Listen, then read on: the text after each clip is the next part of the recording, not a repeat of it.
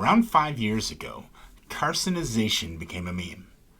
Carcinization, in case you didn't spend the entirety of the year 2020 desperately seeking entertainment on the internet, refers to a tendency in the evolution of crustaceans to evolve into a crab-like form. The term was originally coined in 1917 by a biologist named L.A. Borodale to describe what he called the many attempts of nature to evolve a crab.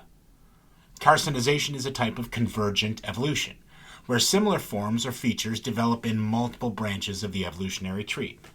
Like how birds, bats, and bugs all have wings, though their last common ancestor was a 600 million year old worm.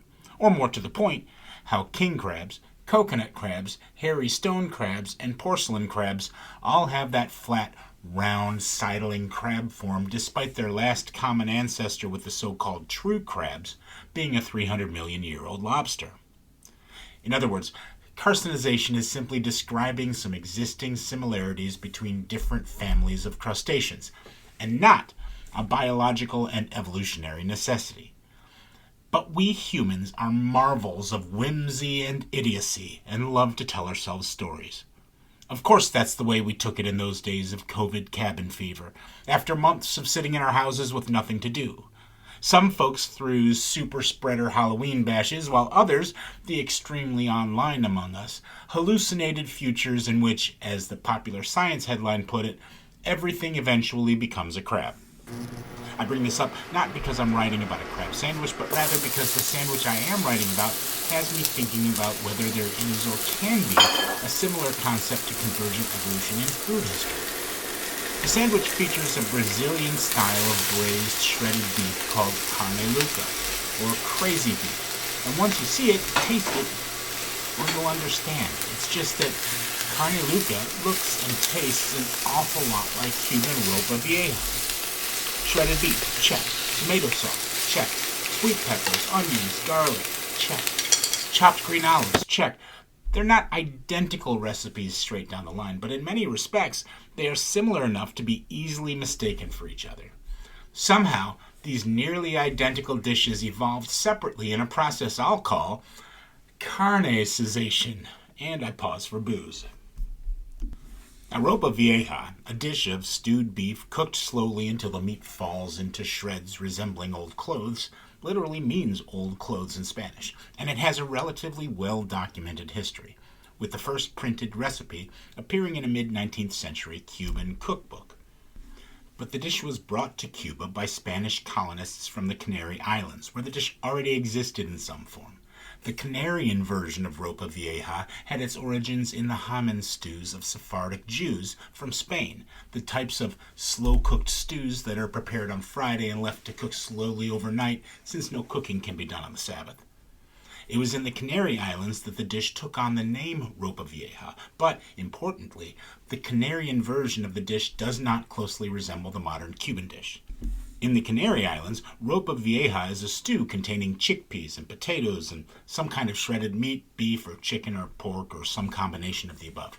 But when ropa vieja migrated along with the people cooking it, it changed to suit the local tastes, to use the local ingredients and techniques.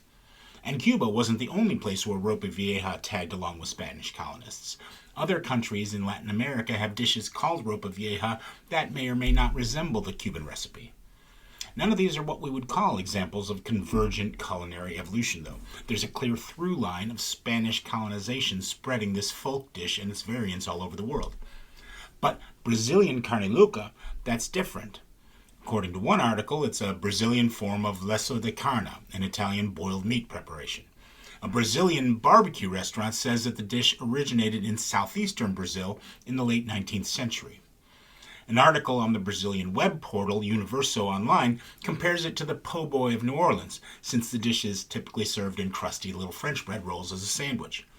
Yet another article on a Brazilian culture website says carne louca came about in São Paulo in the latter half of the 20th century as a lunchtime meal for urban workers sold by bakeries and bars. In this case, the timeline does seem to sync up with the rise of the dish, which spiked in popularity as a party and festival staple in Brazil back in the 1990s. So where did carne louca come from, and why is it nearly identical to the Cuban version of ropa vieja? Have ropa vieja-like dishes evolved independently in other countries? The carne machada of Venezuela, or the carne desmechada of Colombia, Honduran salpicón, or Guatemalan hilachas?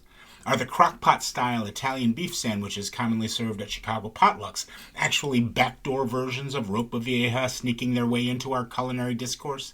Are we facing a terrifying future where every dish known to man will eventually become a form of ropa vieja?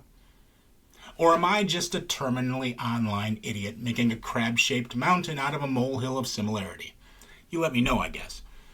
Carne Louca is almost always served as a sandwich in crusty little rolls called pão francês, Portuguese for French bread.